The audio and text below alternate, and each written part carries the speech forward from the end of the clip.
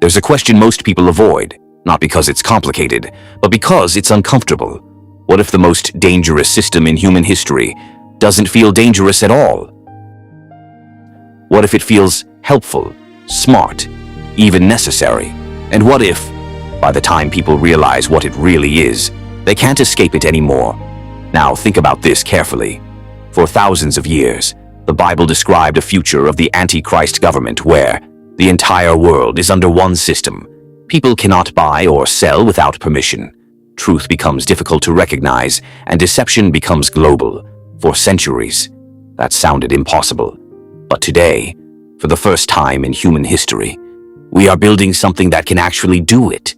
There is a technology capable of watching billions of people at once, predicting behavior before it happens, controlling what people see, think, and believe. Not in theory, in reality. That technology is artificial intelligence. And the uncomfortable question is, what if AI isn't just another invention? What if it becomes the infrastructure of control the Bible warned about? And what happens if it's used the wrong way?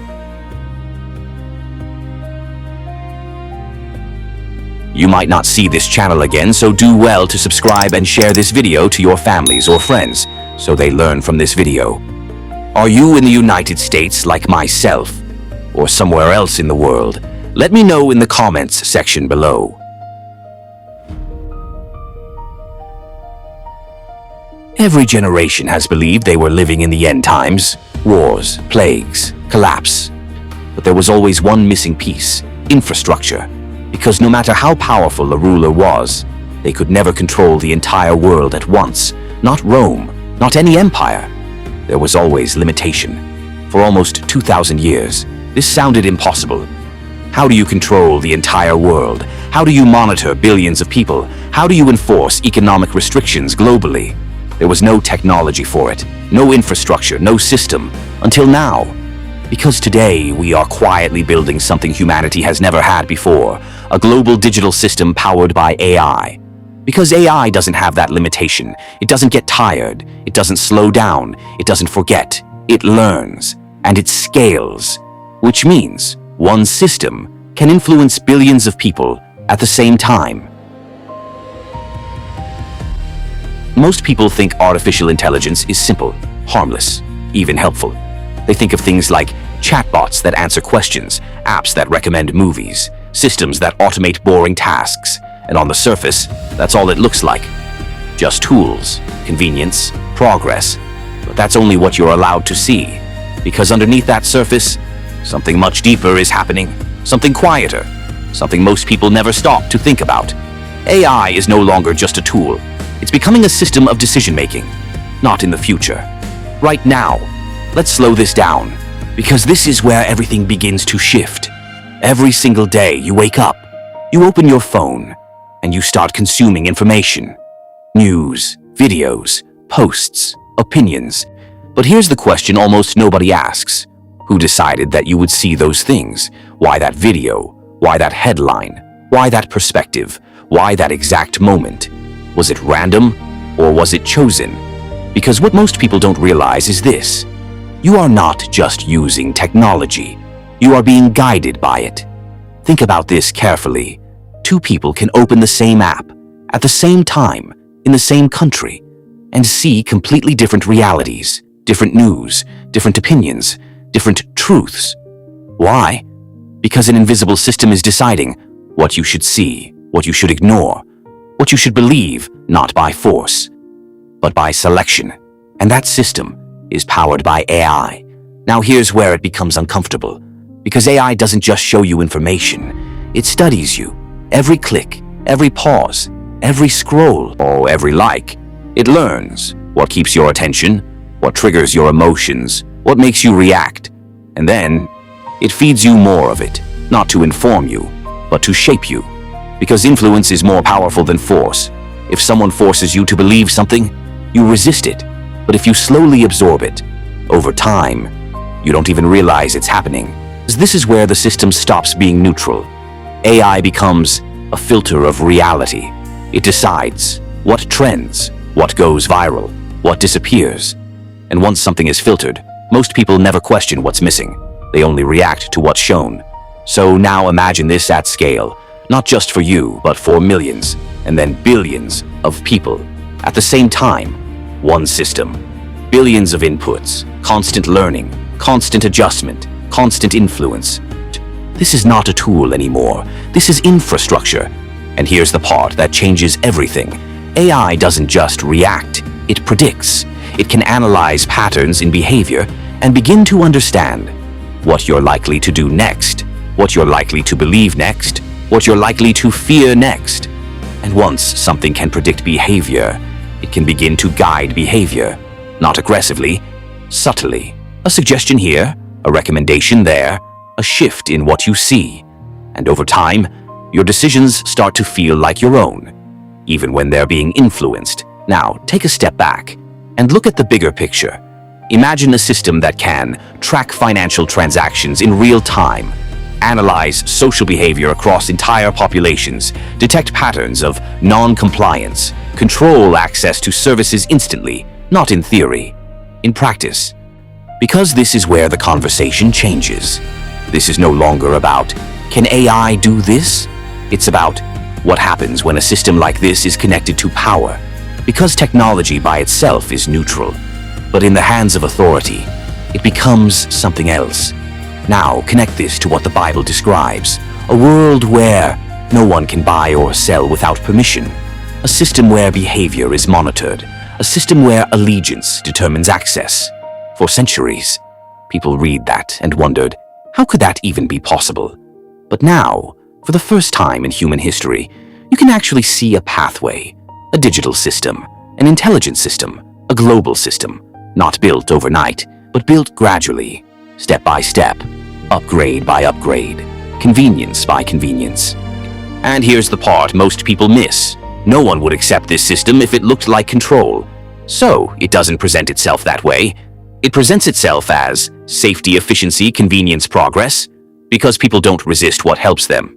They adopt it, they depend on it, they defend it. And once dependence is established, control doesn't need to be forced. It becomes automatic. Now think about this question carefully. If a system can control what you see, influence what you believe, predict what you'll do, and limit what you can access, at what point does it stop being technology and start becoming authority? Because the Bible describes a future where that authority exists on a global level, and what once sounded impossible now has a framework, not complete, not fully revealed, but developing right in front of us. And the most unsettling part? It doesn't feel like something to fear. It feels like something to use, which means by the time most people recognize what it is, they may already be inside it. And that is how a system doesn't just control behavior, but quietly reshapes reality itself.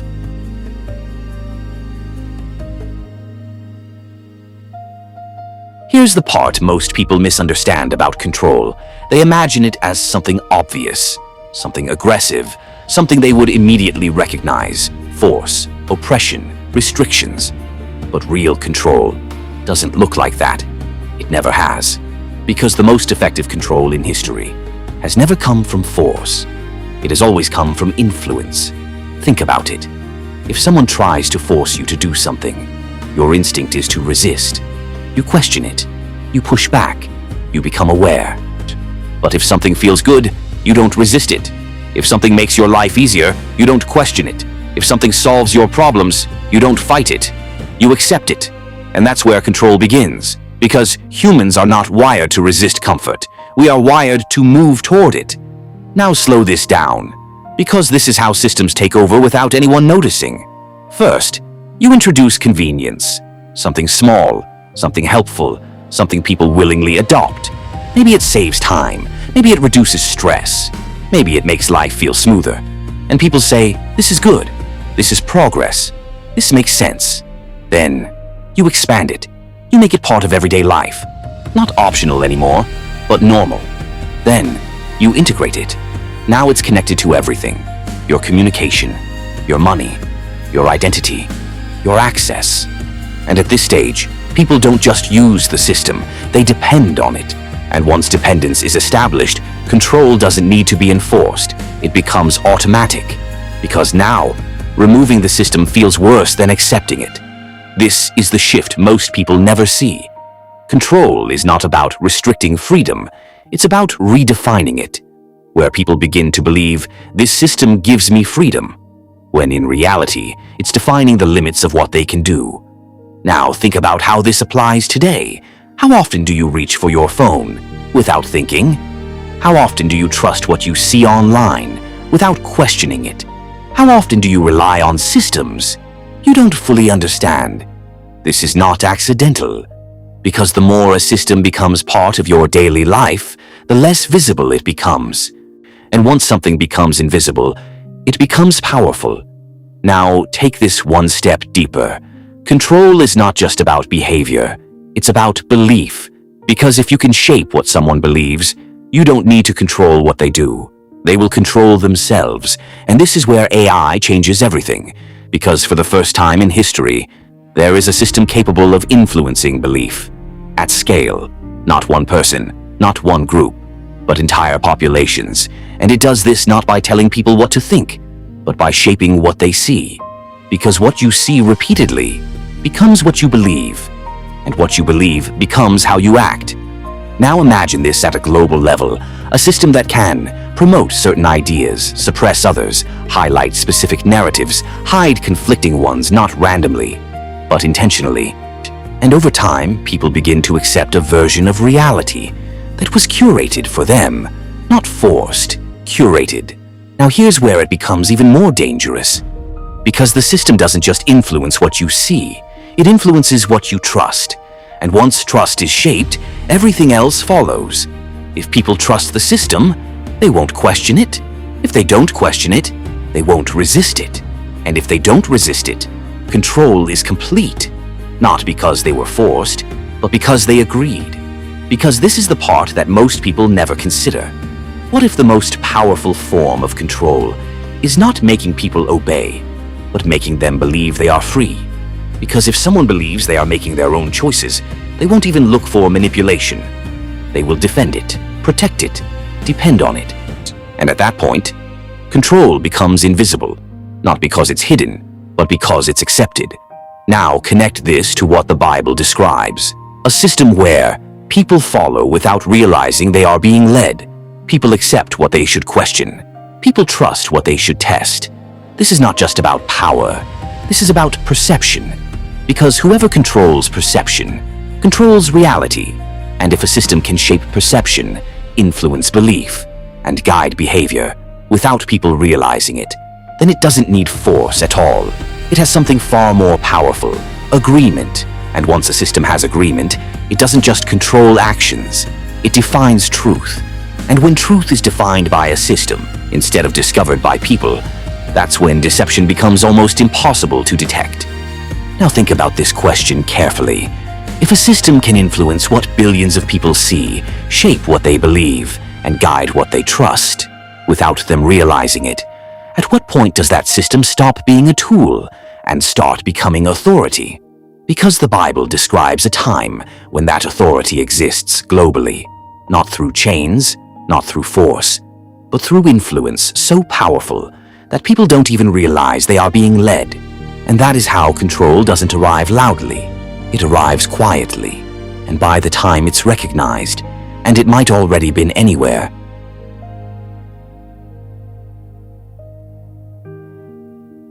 There is a part of the Bible that has confused people for generations, not because it's unclear, but because it sounded impossible.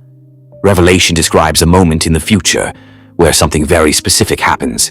Not symbolic, not vague, specific. It says, no one can buy and no one can sell unless they have a mark, often referred to as 666. Don't rush past that, because this is not just a religious idea, this is a system. Think about what that actually means in real life.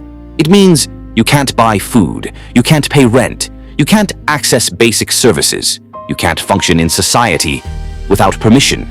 This is not just spiritual language, this is economic control. Now ask yourself a simple question. For most of human history, how could something like that even be enforced? How do you stop billions of people across different countries using different currencies from buying or selling? You can't. Not with cash. Cash is anonymous, untraceable in real time. You can't monitor every dollar. Not with barter. Or people can trade directly, no system required. Not with traditional banking. It's too fragmented, too slow, too disconnected. For centuries, this part of Revelation felt like a mystery because there was no mechanism to make it real. But now, for the first time in history, there is. And this is where everything begins to connect. Because today we are moving toward a world where money is becoming digital, identity is becoming digital, access is becoming digital, and digital systems have one thing in common. They can be controlled. Let's break this down slowly. Imagine a system where every person has a verified digital identity, not just a name, but a profile that connects who you are, where you are, what you do, what you buy. Now connect that identity to your money, not physical cash, but digital currency. Say now every transaction becomes instant, trackable, recordable. Now add AI, a system that can monitor transactions in real time, detect patterns instantly, flag behavior automatically. Now combine all of it. You have a system where every person is identified, every action is recorded, every transaction is visible. And here's the key part. Access can be controlled, not slowly, instantly. Because in a digital system, you don't need to chase people. You don't need to enforce physically. You simply change permissions. And in one moment, someone can go from fully functioning to completely locked out. No buying, no selling, no access. This is where the weight of that prophecy starts to feel different. For centuries, people imagined this as something extreme, something distant, something almost impossible. But now, you can actually see how a system like that could exist, not as science fiction, but as infrastructure. And here's the part that makes it even more unsettling. This system would not need to introduce itself as control. It would be introduced as security, efficiency, protection. Because people don't accept control, they accept solutions. So the system wouldn't say, "We are limiting your freedom." It would say, "We are protecting your access." And people would agree, because from their perspective, it works. Transactions are faster, fraud is reduced, identity is secure, life becomes more convenient. And convenience is powerful. Because once people get used to convenience, they don't want to go back. Now imagine a moment where that system shifts, where access is no longer just about identity, but about compliance. Where the question becomes not just who are you, but are you approved? And if the answer is no, then access is denied. Not violently, not dramatically, silently. You try to make a payment, declined. You try to access services, blocked. You try to function normally and suddenly realize you can't. And at that point, as control doesn't need to be explained, it's experienced. Now connect this back to Revelation, a system where buying and selling is restricted, access is conditional, participation requires alignment. For the first time, this doesn't sound impossible anymore. It sounds like something that could be built, step by step, layer by layer, not in a single moment, but over time. And here's the deeper layer most people don't think about. This is not just about money, because money is survival.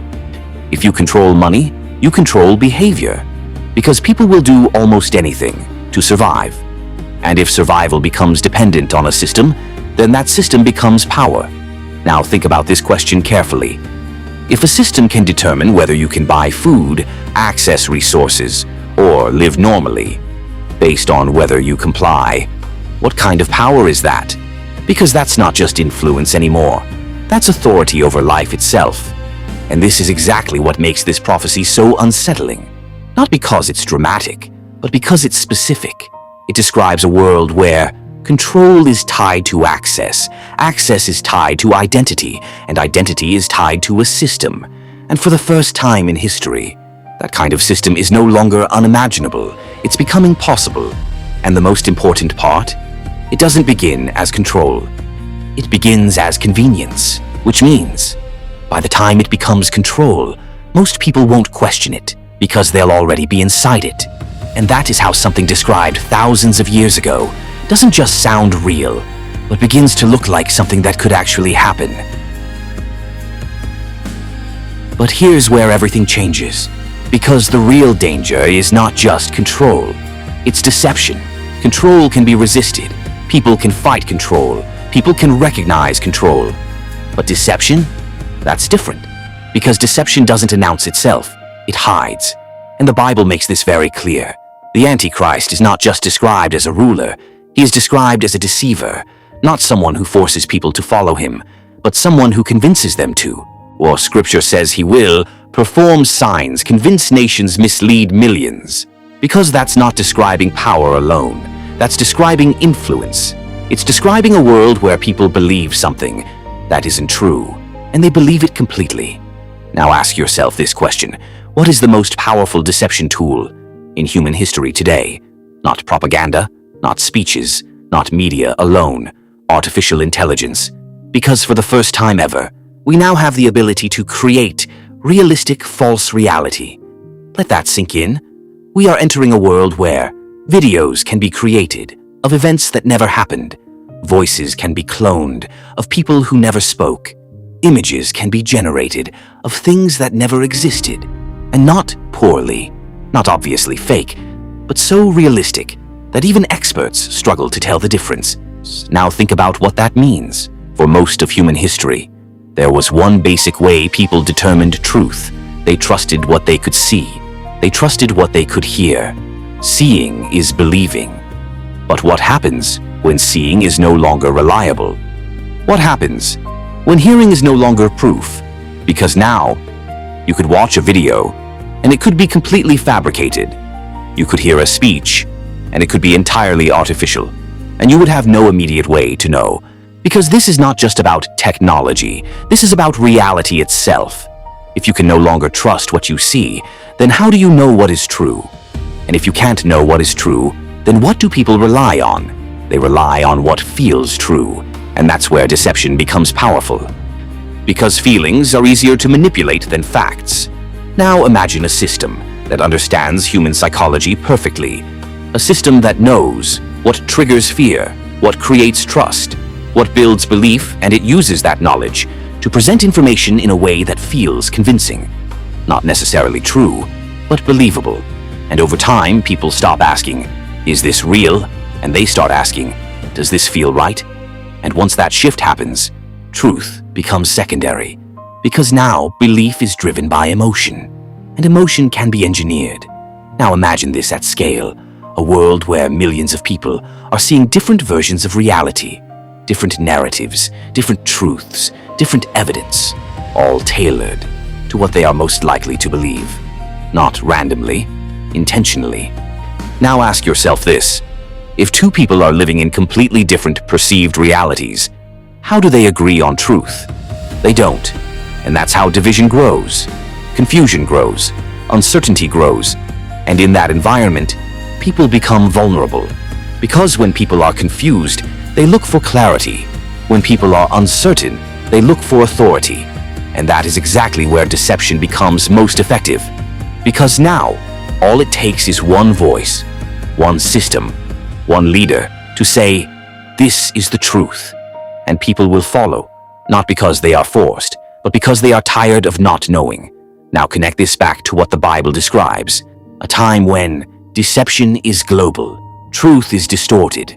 People are misled not by obvious lies, but by convincing ones. And this is what makes it so dangerous. Because deception doesn't feel like deception, it feels like truth. Now think about this carefully.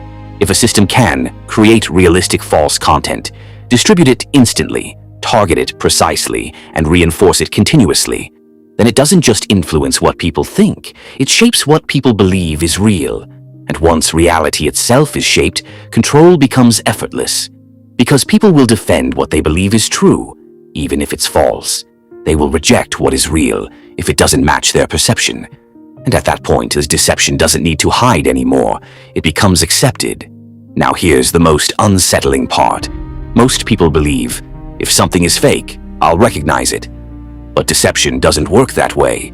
The most effective deception is the one you don't realize is happening. The one that feels natural, the one that aligns with what you already believe, the one that confirms your expectations. Because when something confirms what you already think, you don't question it, you accept it. Now imagine a system that knows exactly what you believe and feeds you information that reinforces it, not to inform you, but to guide you. And over time, you become more certain, more confident, more convinced, even if what you believe is not true. Now ask yourself this question: if a system can control what people see, shape what they believe, and redefine what they consider truth, without them realizing it, what kind of power is that? Because that's not just influence anymore, that's control over reality itself. And this is exactly why deception is more dangerous than control, because control can be resisted. But deception is followed, and when people follow deception, they don't think they're being led, they think they're choosing. And that is what makes it so powerful, because the Antichrist doesn't need everyone to obey. He needs them to believe. And in a world where reality can be engineered, truth can be programmed, and belief can be shaped, that kind of deception is no longer unimaginable. It becomes possible, and that is when people won't just be controlled, they will be convinced. And when people are convinced, they don't resist, they follow, even if they're following something that was never true to begin with.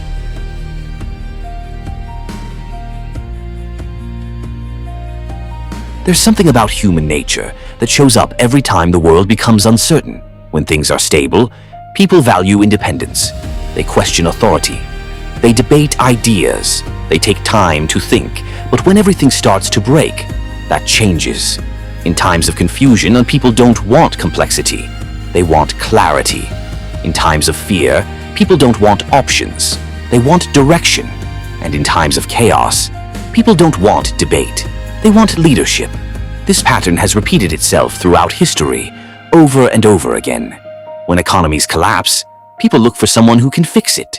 When systems fail, people look for someone who can restore order. When truth becomes unclear, people look for someone who sounds certain. Because certainty is powerful, especially in a world that feels uncertain. Now imagine a moment like that, on a global scale, not just one country, not just one crisis, but worldwide confusion. Information is unreliable. People don't know what to believe. Our systems are unstable. Trust is broken.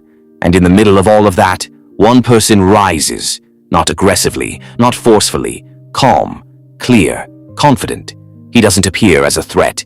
He appears as an answer, someone who seems to understand the problem, someone who speaks with authority, someone who offers solutions that actually work. And people begin to notice something different about him. When he speaks, things make sense. When he acts, things improve. When he leads, systems stabilize, and slowly, trust begins to build. Not because people are told to trust him, but because it feels logical. Because in a world full of confusion, he sounds certain. Because this is where most people misunderstand the Antichrist. They imagine someone obviously evil, someone people would immediately reject. But that's not how deception works. The most effective deception doesn't look wrong. It looks right, so he doesn't come as a villain. He comes as a solution. Someone who brings order to chaos, fixes what was broken, unites people who were divided, and in a world desperate for stability, that kind of leadership is irresistible. Because people don't just follow power, they follow results. And if everything around them is improving, they don't question the source, they accept it. Now here's where it becomes even more complex, because this leader is not operating alone. Behind him is a system that makes everything function, everything faster, everything smoother, everything more efficient. And at the center of that system is intelligence.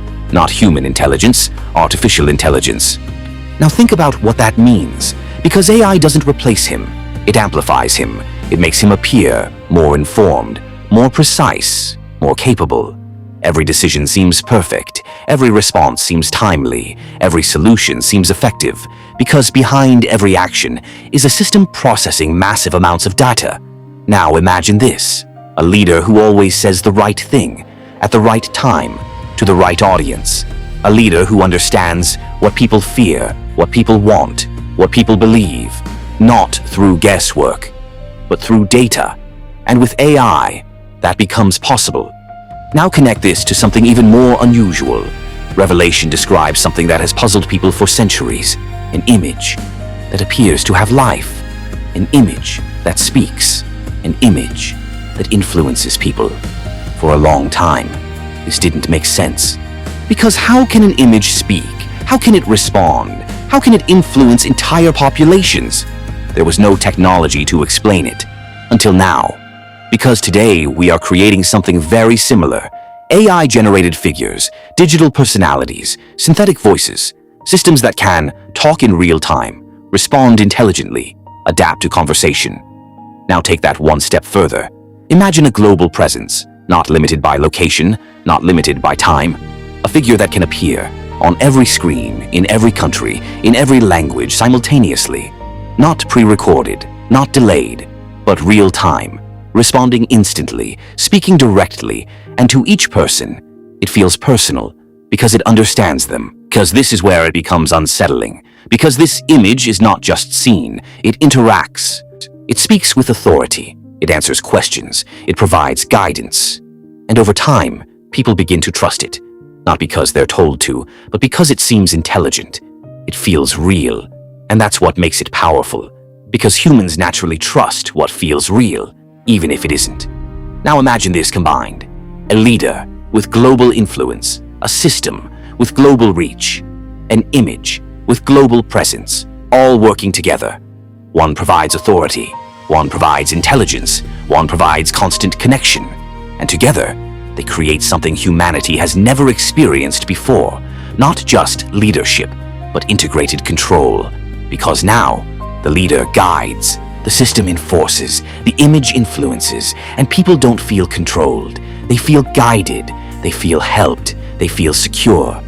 Now think about this carefully. If a leader can speak to billions of people in real time, in their own language, in a way that feels personal, and is backed by a system that makes everything work, how powerful would that be? Because at that point, influence becomes global, and trust becomes universal. And once trust becomes universal, control doesn't need to be forced. It becomes accepted. Now connect this back to Revelation. A leader who deceives, an image that speaks, a system that controls. For centuries, these sounded like separate mysteries, but now they can be seen as connected pieces, not proven, not confirmed, but possible. And that's what makes this moment in the story so important. Because the Antichrist doesn't rise through fear alone. He rises through trust. And once people trust him, they won't question him. They won't resist him. They will follow him. Not because they are forced to, but because they believe he is right. And that is how the most powerful form of control doesn't begin with power. It begins with belief.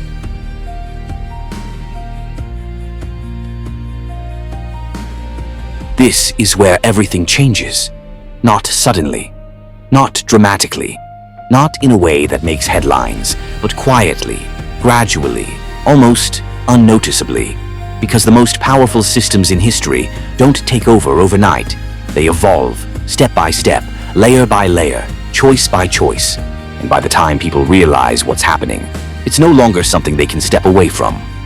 This is the point where the system stops being optional and becomes necessary, but not immediately. Because if it were forced too quickly, people would resist, they would question, they would push back. So instead, it happens slowly. At first, it's introduced as an improvement, something designed to make life easier, faster transactions, simpler identity, better security, and people adopt it. Not because they have to, but because they want to, because it works. It saves time, it reduces stress, it feels efficient, and efficiency is addictive. Now the system expands, more services connect to it, more platforms integrate with it, more parts of daily life begin to depend on it. Your payments, your access, your communication, your identity. And at this stage, people don't see it as a system anymore. They see it as normal. Now here's where the shift happens, because once something becomes normal, it stops being questioned. And once it stops being questioned, it becomes powerful. Now imagine waking up one day and realizing something small has changed. You try to do something simple, make a payment, access a service, move from one place to another, and suddenly there's a restriction. Not explained loudly, not enforced physically, just denied. At first, it seems like a glitch, a mistake, a temporary issue. But then you try again, still denied, and that's when it begins to sink in. Access is no longer automatic, it's conditional. Because this is where everything becomes real. Because the system doesn't need to force you, it doesn't need to threaten you, it simply controls what you can access. And once access is controlled, behavior follows. Because people don't need to be forced when their survival depends on compliance. Now think about this carefully. What do people need to function? Food, money, movement. These are not optional, they are survival. Now imagine a system that can control all three. If your access to food depends on the system, you will follow it. If your access to money depends on the system, you will accept it. If your ability to move depends on the system, you will comply with it. Not because you agree with it, but because you need it. And this is where control reaches its highest level. Not forced control, locked-in dependency. Because once people depend on something, they don't question it.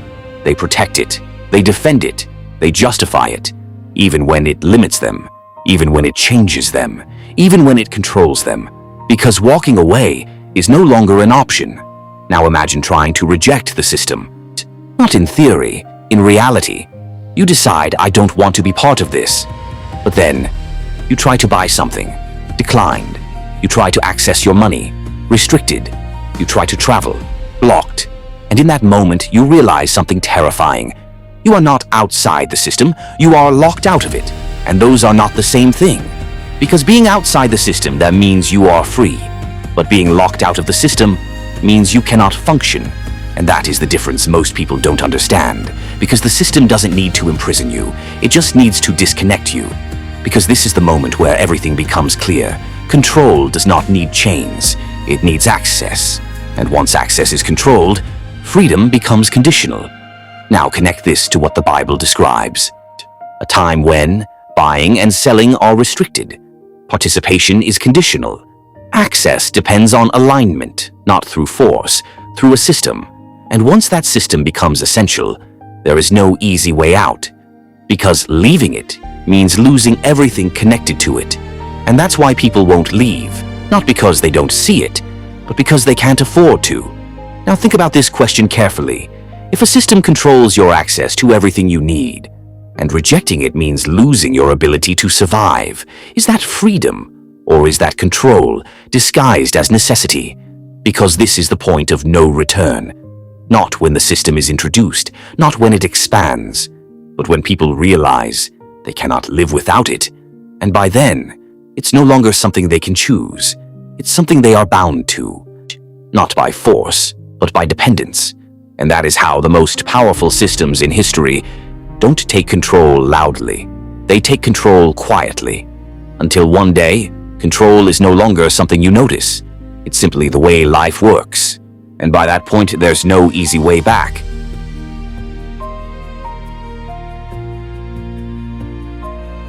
Before any system can control people, something has to happen first, not externally, internally. Because control doesn't begin with systems, it begins with mindsets. There has to be a shift, a quiet shift, a gradual shift, a shift so subtle, most people don't even realize it's happening. A moral shift, where the definitions people once trusted begin to change, where what was once considered right slowly starts to feel wrong, where what was once clearly true starts to feel uncomfortable, where what was once respected starts to feel outdated. Because this is not about opinions, this is about foundations. Every society is built on certain beliefs, certain values, certain ideas of right and wrong, truth and falsehood, good and evil. These are the anchors, and as long as those anchors remain stable, people can recognize when something is wrong.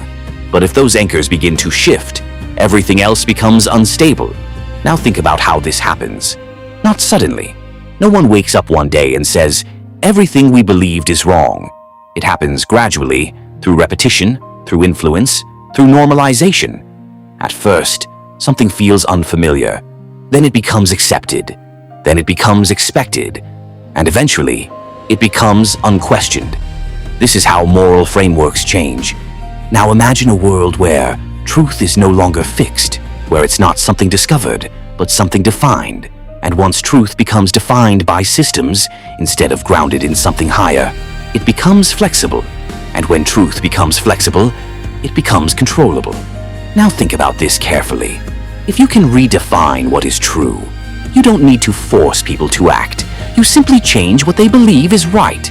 And once people believe something is right, they will defend it, even if it was once considered wrong. This is the power of moral shift, because it doesn't force behavior, it reshapes belief. Now connect this to what the Bible warns about: a time when right becomes wrong, wrong becomes right, truth becomes offensive, faith becomes irrelevant, not because truth disappeared, but because perception changed. Now ask yourself this question: what happens when telling the truth becomes uncomfortable? What happens when standing for faith feels outdated? What happens when doing what is right comes with consequences? People begin to adjust, not because they want to abandon truth, but because they want to belong. Because humans are deeply wired for acceptance, and when society begins to shift, people feel pressure. Not always direct pressure, but subtle pressure. To fit in, to agree, to align.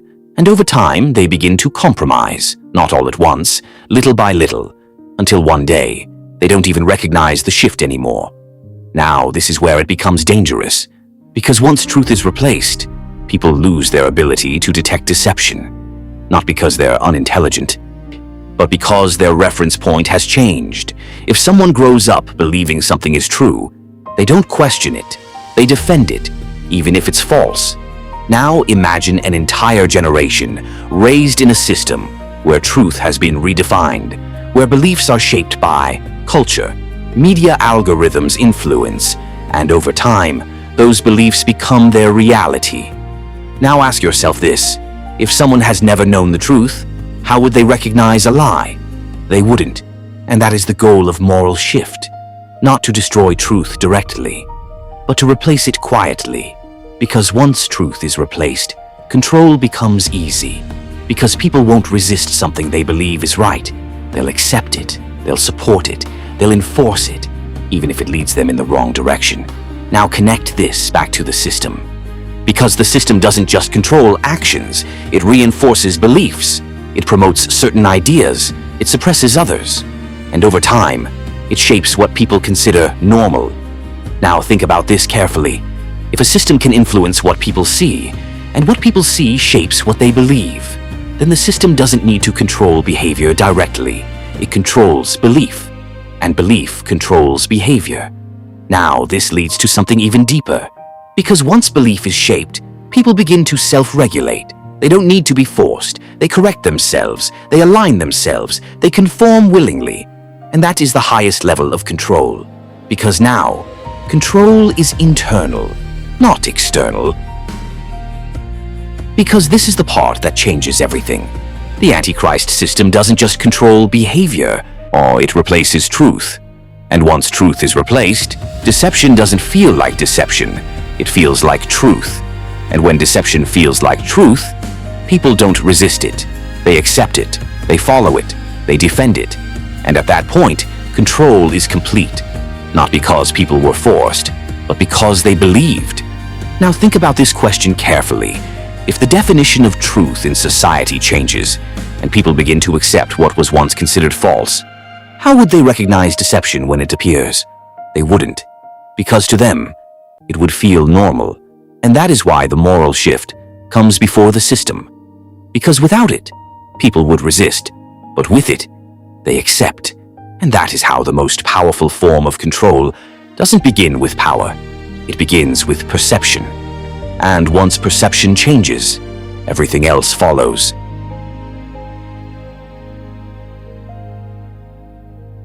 Now here's the part that most people don't expect, because up until now, it's been easy to think about all of this as something distant, something futuristic, something that belongs to a different time, a system that will appear later, a leader that will rise later, a moment that will happen later. But what if that assumption is wrong? What if this doesn't begin in the future? What if it begins now, not fully revealed, not fully activated, but already in motion? Because think about how systems are built. Nothing that large, nothing that complex, nothing that powerful appears overnight. It's not created in a single moment. It's developed, piece by piece, layer by layer, quietly, almost invisibly. First, you introduce something useful. A new technology, a better system, a smarter solution. People adopt it because it works. Then, you improve it. You make it faster, more efficient, more integrated. People rely on it because it makes life easier. Then, you expand it. It connects to more areas of life, more services, more systems, and now, people don't just use it, they depend on it. And that's the key, because once dependence is established, removal is no longer an option. Because this is where the shift becomes real. The world described in Revelation doesn't have to appear suddenly. It doesn't have to be introduced as something new. It can be built gradually, prepared over time. And when the moment comes, it doesn't need to be created. It only needs to be activated. Now think about the direction of the world today. Look at how much of daily life has already become digital. Communication, money, identity, information, all moving in the same direction, more connected, more centralized, more dependent. Now think about privacy. There was a time when privacy was expected. Now, it's slowly being traded for convenience, for access, for efficiency, and most people accept it, not because they were forced to, but because it feels worth it. Now think about information, what people see, what people believe, what people trust. Increasingly, this is being filtered, not manually, but algorithmically. Systems deciding what is visible, what is hidden, what is promoted, what is suppressed. And most people don't question it, because it feels normal. Now step back, because this is where everything connects. So you have increasing digital dependence, less privacy, more centralized systems, artificial intelligence influencing perception, all moving in the same direction, not randomly, but consistently. Now ask yourself this question carefully. At what point does a collection of systems become a single system? At what point does convenience become dependence? At what point does influence that become control? Because no one announces this moment. No one stands up and says, "Control has begun." That's not how it works, because if it were obvious, people would resist it. Instead, it happens slowly, quietly, subtly, so gradually, that each step feels normal, acceptable, even beneficial, until one day, you look back and realize something has changed. Not suddenly, but completely. And by then, it's no longer something new. It's just the way things are. Now, here's the most unsettling part of all. Most people won't recognize it, not because they're unaware, but because they were part of it. They adopted the tools, they embraced the convenience, they supported the systems, not knowing what those systems could eventually become. And that is what makes this twist so powerful, because it suggests something uncomfortable, that the system described in Revelation is not dropped into the world from nowhere. It is built, over time, by the very people who will one day live inside it. Not intentionally, but gradually. And when that system finally reaches its full form, it won't feel unfamiliar. It will feel normal, because people will have already adjusted to it. Now think about this question carefully. If a system grows slowly enough, and becomes useful enough, and integrates deeply enough into daily life, at what point would people stop seeing it as a system and start seeing it as reality? Because once something becomes reality, it is no longer questioned. It is accepted. And that is how the most powerful transformations in history happen, not through sudden change, but through gradual acceptance, until one day, what once seemed impossible no longer feels surprising. It just feels normal. And by that point, it's already in place, not announced, not forced, but fully established, right in front of everyone, and most people never saw it happening, because it didn't look like control, it looked like progress.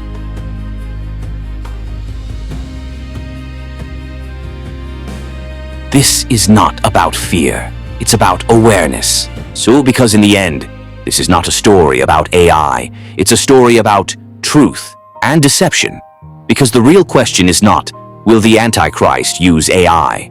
The real question is, will you recognize the difference between truth and deception? when it actually matters. Because one day, that question won't be theoretical. It will be personal.